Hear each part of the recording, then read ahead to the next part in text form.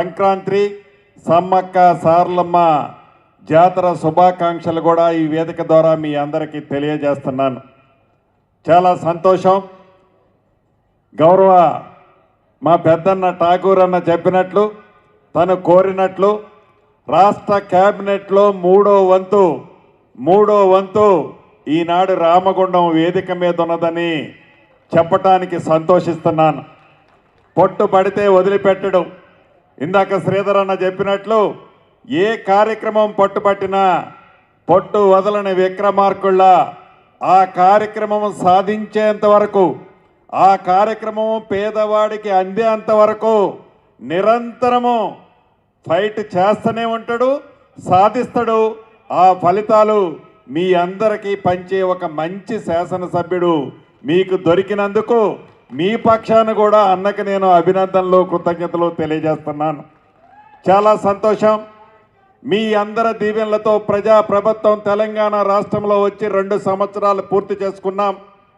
గౌరవ ముఖ్యమంత్రి రేవంత్ రెడ్డి గారి నాయకత్వంలోని ఈ పేదోడి ప్రభుత్వం నిత్యము పేదోడి మంచి కోసం, పేదోడి కష్టాల్లో పాలు పంచుకుంటూ, పేదోడికి అండదండలుగా ఉంటూ, పేదోడి భుజాన్ని తడుతూ ఈ ప్రభుత్వం ఎన్ని కష్టాలు వచ్చినా, రాష్ట్ర ఆర్థిక పరిస్థితి సహకరించకపోయినా ఇచ్చిన ప్రతి మాటని ఒక్కొక్కటి పేదోడికి అందించాలని తపనే ఈ ప్రభుత్వానికి ఉన్నదని చెప్పటానికి సంతోషిస్తున్నాను.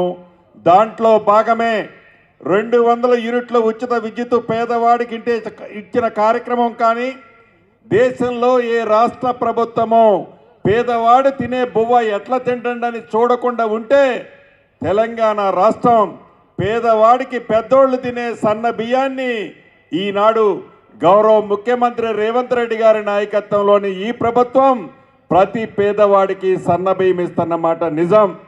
ఆడబిడ్డ ఎంత దూరం ఆర్టీసీ బస్సులో ప్రయాణం చేసినా ఉచిత బస్సు ప్రయాణ సౌకర్యం కల్పించింది ఈ పేదోళ్ల ప్రభుత్వం. 10 సంవత్సరాలలో పేదవాడి ఆత్మ గౌరవానికి చిహ్నంగా ఉన్న ఒక ఇల్లు కూడా కట్టించాలనే జ్ఞానం ఆనాటి పెద్దలకు లేకపోతే, పేదోడికి ఇల్లు కట్టిస్తే నాకేమి కమిషన్ వస్తుంది, కాళేశ్వరం కడితే కమిషన్ వస్తుందని కాళేశ్వరం కట్టడానికి 1,50,000 కోట్లు ఖర్చు పెట్టాడు. కానీ పేదోడి ఆత్మ గౌరవానికి చిహ్నంగా ఉన్న ఇల్లు కూడా కట్టించాలని జ్ఞానం లేకపోతే, మీ పేదోళ్ల ప్రభుత్వం ఈ ఇందిరమ్మ ప్రభుత్వం వచ్చిన మొదటి విడత రాష్ట్ర వ్యాప్తంగా 4.5 లక్షల ఇళ్ళు ఇచ్చి సుమారు 22,500 కోట్ల రూపాయలతో రాష్ట్ర వ్యాప్తంగా 4.5 లక్షల ఇళ్ళు ఇవ్వటం జరిగింది. మన నియోజకవర్గానికి కూడా 3,500 ఇళ్ళు మొదటి విడత ఇచ్చాం. ఇంకా 3 విడతలు అర్హులైన పేదవాళ్ళందరికీ, అర్హులైన ప్రతి పేదవాడికి నీది ఏ కులమని అడగం, నీది ఏ మతమని అడగం, నీది ఏ పార్టీ అని అడగం. నువ్వు పేదవాడు అయ్యుంటే చాలు, చివరికి నువ్వు పింక్ కలర్ షర్టు తొడుక్కొని వచ్చిన పేదవాడు అయ్యుంటే ఇందిరమ్మ ఇళ్ళు తప్పకుండా ఇస్తాం. అది ఇందిరమ్మ ప్రభుత్వం అంటే, పేదోడి ప్రభుత్వం అంటే. గౌరవ ముఖ్యమంత్రి రేవంత్ రెడ్డి గారి నాయకత్వంలోని ఈ ప్రభుత్వం ఒక ఇందిరమ్మ ఇళ్లే కాదు, రైతును రాజును చేస్తానని చెప్పి ఆనాటి ప్రభుత్వం ₹1,00,000 రుణమాఫీ చేయటానికి 10 ఏళ్లు పట్టింది.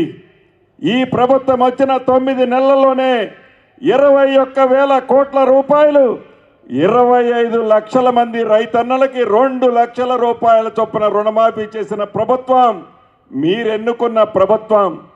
ఆనాడు ధనిక తెలంగాణ రాష్ట్రంలో వరేస్తే ఉరే అని ఆ దొరవారు చెప్తే, వరేసిన రైతుకి భరోసా కల్పిస్తూ సన్న వడ్లకి మద్దతు ధరతో పాటు 500 రూపాయల క్వింటాలకి బోనస్ ఇచ్చిన ప్రభుత్వం ఈ ప్రజా ప్రభుత్వం.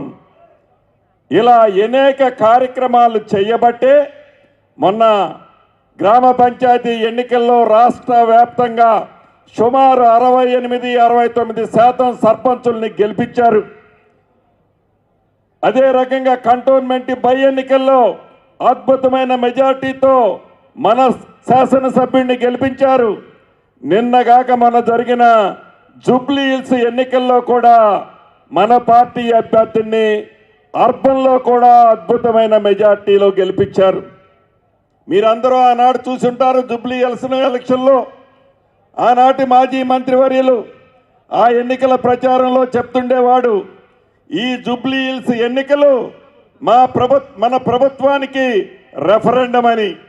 ఈ ఎన్నికల్లో కాంగ్రెస్ పార్టీ ఓడిపోతుంది, మేము గెలుస్తామని ఆ నాయకుడు చెప్తుండేవాడు. జూబ్లీ హిల్స్ ప్రజలు చిత్తుగా ఓడిస్తే నిస్సిగ్గుగా మళ్ళీ పురపాలక ఎన్నికలు రెఫరెండం అట, సెమీఫైనల్స్ అట. ఎక్కడ సెమీఫైనల్స్? ఎక్కడుంది నీ అడ్రస్సు? చివరికి నీ ఇంట్లో స్విచ్ను కూడా ఆర్పుకోలేని నువ్వు ఈ తెలంగాణ రాష్ట్ర ప్రజలకి, నీ ఇంటి ఆడబిడ్డకి న్యాయం చేయలేని నువ్వు ఈ తెలంగాణ ఆడబిడ్డలకట న్యాయం చేస్తాడట. ఇంకా రోడ్లెమ్మడి తిరుక్కుంటా, కారు కోతలు కూసుకుంటా, ఇంకా పగటి కలల కంటూ దొరవారి దర్పణాన్ని ప్రదర్శిస్తూ ఎలా అవాక్కులు చవాక్కులు పేలుతున్నాడో మీకు తెలియంది కాదు. 3 సార్లు అసెంబ్లీ తర్వాత మిమ్మల్ని తెలంగాణ ప్రజలు 3 సార్లు చీకొట్టారు. 4వసారి ఈ పురపాలక ఎలక్షన్స్లో కూడా చిత్తుగా తెలంగాణలోని అర్బన్ ప్రాంతంలో ఉండే కాంగ్రెస్ పార్టీ కుటుంబ సభ్యులు మంచి మెజార్టీతో గెలిపించనున్నారు. ఇక నీ రెఫరెండం ఏంది? నీ ప్రజా పరిపాలనని విమర్శించేదేంటి?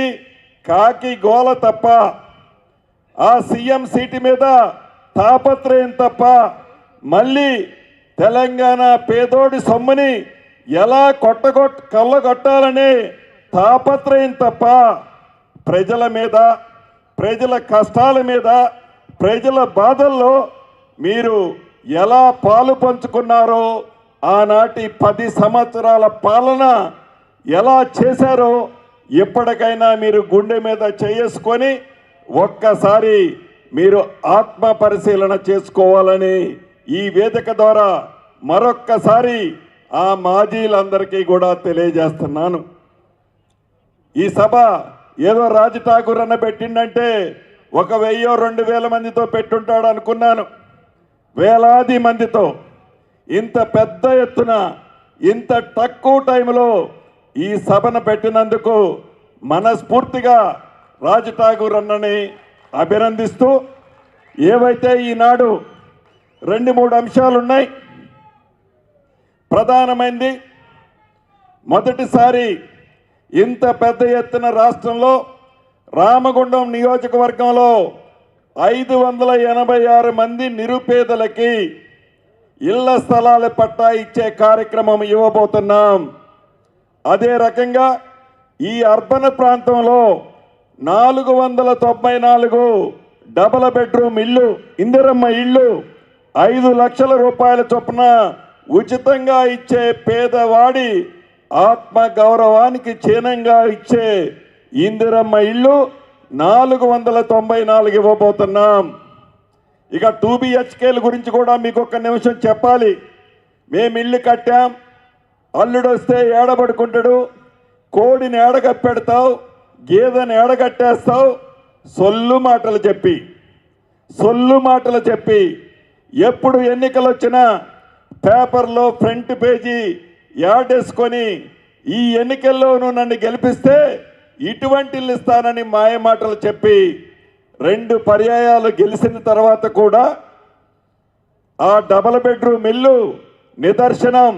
రామగుండం లాంటి ప్రాంతాల్లో, రాష్ట్రంలో అనేక ప్రాంతాల్లో మొండిగోడలతో దర్శనమిస్తే, మొండిగోడలతో కనిపిస్తుంటే ఈ ప్రజా ప్రభుత్వం, పేదవాడి కష్టాలు తెలిసిన ఈ ప్రభుత్వం వచ్చిన తర్వాత ఫైనాన్స్ మంత్రి గారు బట్టి గారు, శ్రీధర్ బాబు గారు, కేబినెట్ సహచరులు, ముఖ్యమంత్రి గారి ఆలోచనలకు అనుగుణంగా అటువంటి మొండిగోడలన్నిటినీ పైకు లేపి స్లాబ్ వేసి ప్లాస్టింగ్ చేసి ఈనాడు రామగుండంలో ఏదైతే ఇస్తున్నామో 633 ఇళ్ళు అలా రాష్ట్రంలో ఇప్పటికే వేలాది ఇళ్ళు ఇచ్చాం. అయినా ఇంకా ఉన్నాయి. ఈ రామగుండంలో కూడా 300 ఇళ్ళు పైగా ఫౌండేషన్లో కట్టి వదిలేశాయి. ఇప్పుడే గౌరవ కలెక్టర్ గారు చెప్పారు. వాటికి కూడా రాజ్ ఠాకూర్ అన్నని కలెక్టర్ గారిని ఆదేశిస్తున్నాను. ఎవరైతే బెనిఫిషరీస్ ఉన్నారో వారిని ఫైనల్ చేస్తే వాళ్ళకు కూడా ఇందిరమ్మ ఇళ్ల స్కీమ్లో 5 లక్షల రూపాయలు ఇచ్చే కార్యక్రమం చేపట్టుకుందామని ఈ వేదిక ద్వారా గౌరవ జిల్లా కలెక్టర్ గారికి ఆదేశిస్తూ రమారమి 1,717 మంది లబ్ధిదారులకి ఇళ్ల స్థలం కానీ ఇందిరమ్మ ఇళ్ళు కానీ ఆనాడు మొండుగోడలతో వదిలేసిన 2 BHK ఇళ్ళు కానీ 1,717 మందికి ఈ సభలో ఉన్న నా నిరుపేద ఆడబిడ్డలకి ఇవ్వటం జరుగుతుంది. దీంతో పాటు మిత్రులు చెప్తున్నారు, ట్రాన్స్జెండర్స్ కూడా ఈ రాష్ట్రంలో ఎక్కడా ఇయ్యని విధంగా మొదటి విడత రామగుండంలో 50 మంది నా సోదరీమణులకు కూడా ఇవ్వటం జరుగుతుంది. ఇది పేదోడి ప్రభుత్వం, పేదల కష్టాలు తెలిసిన ప్రభుత్వం. ఇందిరమ్మ ప్రభుత్వం పరిపాలన అంటే ఇది. దొరల పరిపాలన అంటే అది. అక్కడ దొరల పరిపాలన, ఇక్కడ పేదోళ్ల ప్రభుత్వం ఇందిరమ్మ పరిపాలన. అసలు సంబంధం ఉందా? నక్కకి నాగలోకానికి ఉన్నంత తేడా ఉంది. పేదోళ్ల కష్టం తెలిసిన ప్రభుత్వం ఈ ప్రభుత్వం. అదే రకంగా గౌరవ స్థానిక శాసనసభ్యులు నన్ను ఇంకా 2 కోరికలు కోరారు.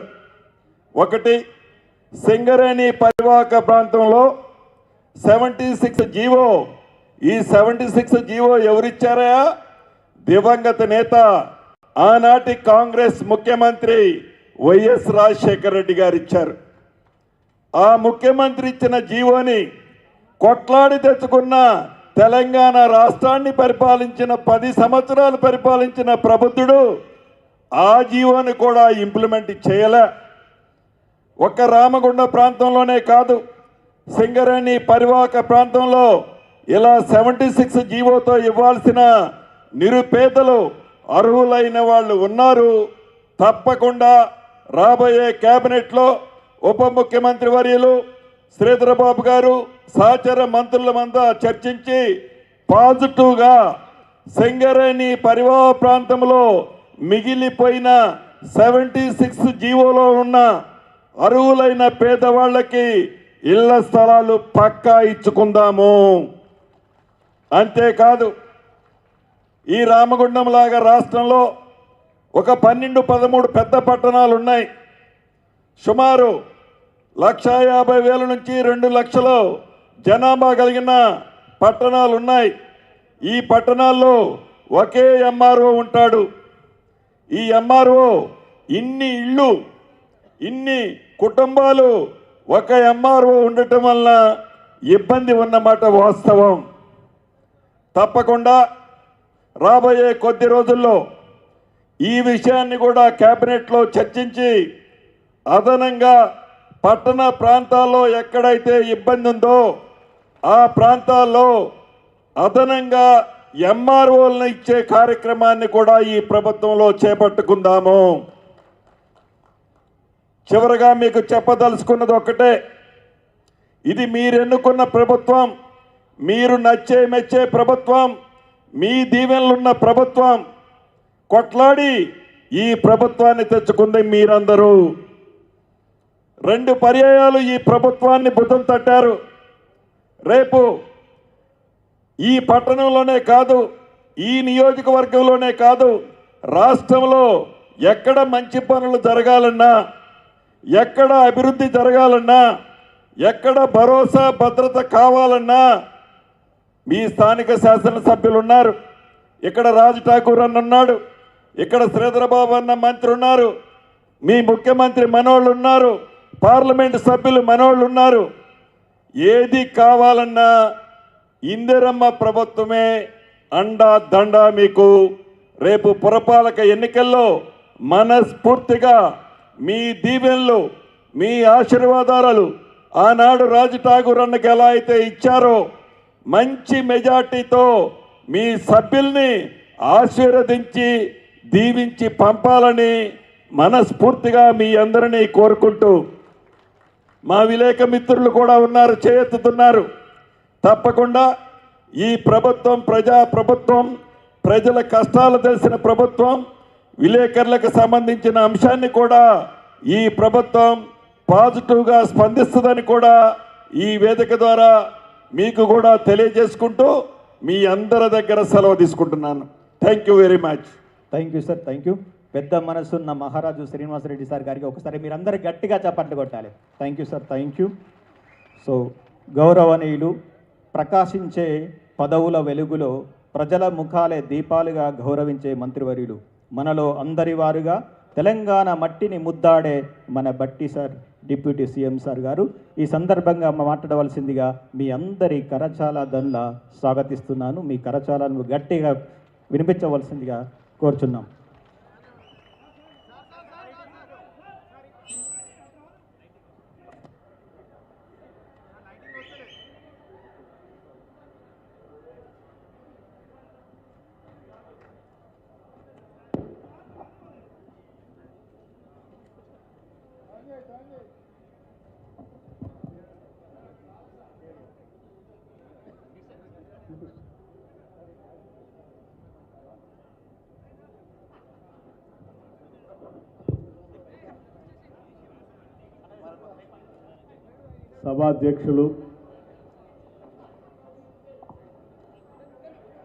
సభాధ్యక్షులు మీ అందరి ప్రియతమ నాయకులు, మా సోదరులు శ్రీ రాజ్ ఠాకూర్ గారికి,